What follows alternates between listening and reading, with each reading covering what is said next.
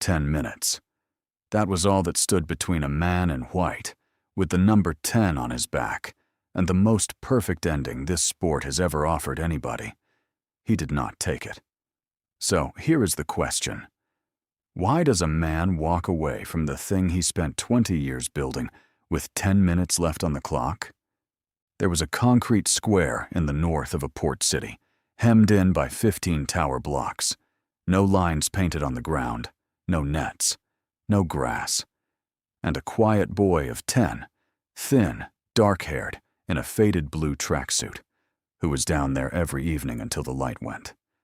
His father worked nights, guarding a warehouse. The family had come across the sea and settled in those blocks, and money in that flat was counted carefully. Everything the world would later watch him do on the biggest pitches on earth, he taught himself on that concrete, playing against boys who were older and heavier than he was. He barely spoke.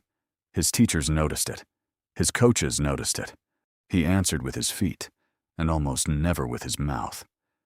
But there was something else in him, and it surfaced early. Twice as a teenager he was sent off for striking an opponent. It went into a report, and then it was set aside, because he was already too good to worry about.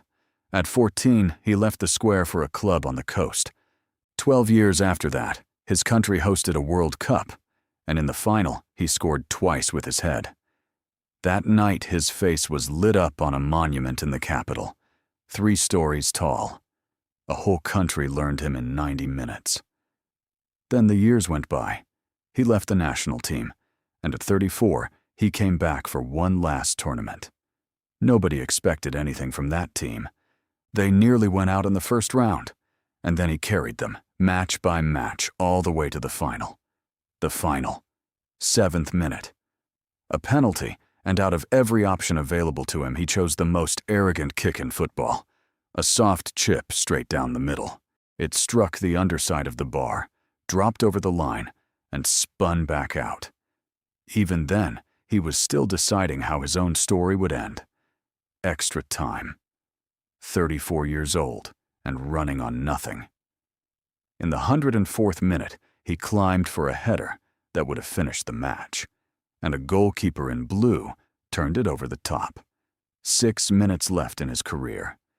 Then a tall defender in blue, close-cropped dark hair took hold of his shirt as the two of them walked up the field, and something passed between them. What was said has never been established. 2 versions exist, and they do not agree. There was no microphone on that patch of grass, and there is no recording. And here is the part almost everyone forgets. He walked away. 4 or 5 steps. It was over.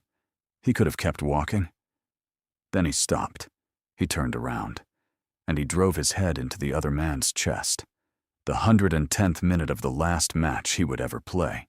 What came next outlived everything else he ever did on a football pitch.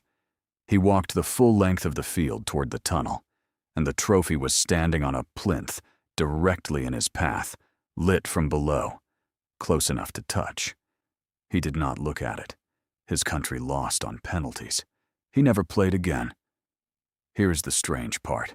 He was still voted the best player of that entire tournament.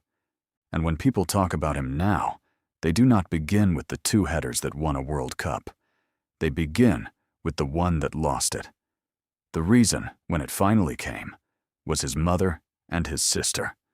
A man who had spent his whole life refusing to account for himself gave an account exactly once. And it came down to somebody saying something about his family. The same family from the concrete square, the one that had come across the sea. So the answer to the question is small, and it is not satisfying. He walked away from immortality because for 90 seconds, he stopped being a footballer and became a boy from that square again. 10 minutes from the perfect ending. Would you have kept walking?